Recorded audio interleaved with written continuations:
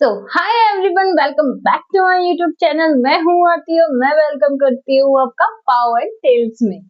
तो दोस्तों, आज हम बात करेंगे भारत के महान संत, कवि और समाज सुधारक की, जिनके दोहे आज भी कई लोगों को सही रास्ता दिखाते हैं। एक ऐसे व्यक्ति की जिन्होंने जातिवाद भी, अंधविश्वास और धार्मिक भेदभाव के खिलाफ आवाज उठाई। जी हाँ, हम बात कर रहे हैं कबीर साहिब की। कबीर साहिब के विचार इतने गहरे और सरल थे, आज भी करोड़ों लोग उनसे प्रेरणा लेते हैं। तो चलिए, आज हम बात करते हैं कबीर साहिब की अद्भुत कहानी के बारे में। कबीर साहब के जन्म के बारे में कई कथाएं प्रचलित हैं। सबसे प्रसिद्ध और मान्यता के अनुसार उनका जन्म 1398 ईस्वी वाराणसी के पास हुआ था। कहा जाता है कि उन्हें नीरू और नीमा नाम के ज्वाला दंपति ने पाला पोसा था।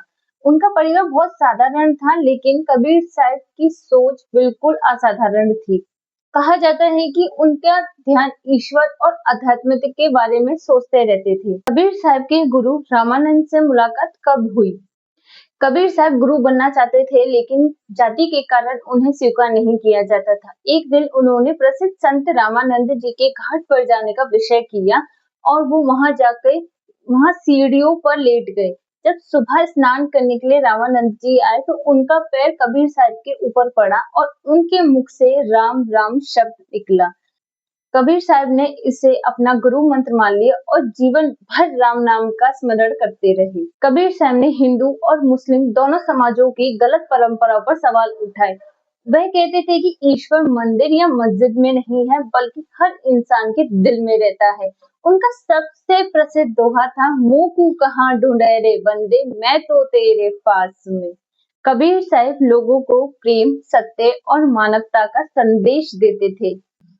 कबीर साहब के कुछ प्रसिद्ध दोहे ये भी हैं। बुरा जो देखन मैं चलिया, बुरा ना मिलिया कोई, जो दिल खोजा अपना, मुझसे बुरा ना कोई। इसका अर्थ है कि दूसरों की गलतियां खोजने से पहले खुद को देखना चाहिए। कबीर साहब का प्रसिद्ध दोहा एक ये भी है, कल करे सो आज कर, आज करे सो अब, पल में प्रलय होगी, बहुरी करेगा कब। इसका अर्थ है कि काम को कभी भी टालना नहीं चाहिए। कबीर साहब के विचारों से कई लोग नाराज भी होते थे, लेकिन उन्होंने कभी अपना सिद्धांत नहीं छोड़ा। वे हमेशा सच बोलते रहे और लोगों को एकता तथा भाईचारा का संदेश देते रहे। कहा जाता है कि जब कबीर साहब का देहांत हुआ, तब हिंदू और मुस्लिम दोनों उनके अंतिम संस्कार को लेकर विवाद करने लगे।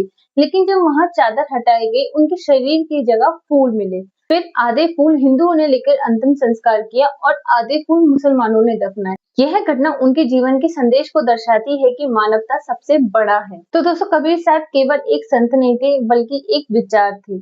उन्होंने सिखाया, इंसान की पहचान जाति या धर्म से नहीं, बल्कि कर्म और व्यवहार से होती है। आज भी उनके दोहे और शिक्षाएं हमें प्रेम, सच्चाई, इंसानियत का रास्ता दिखाती है। तो दोस्तों, अगर आपको ये वीडियो पसंद आई हो तो मेरे वीडियो को लाइक करें। मेरे चैनल पर नए हो तो मेरे चैनल को सब्सक्राइब करना ना भूलें और कमेंट में मुझे जरूर बताएं कि कबीर साहब के आपको कौन से दोहे पसंद हैं।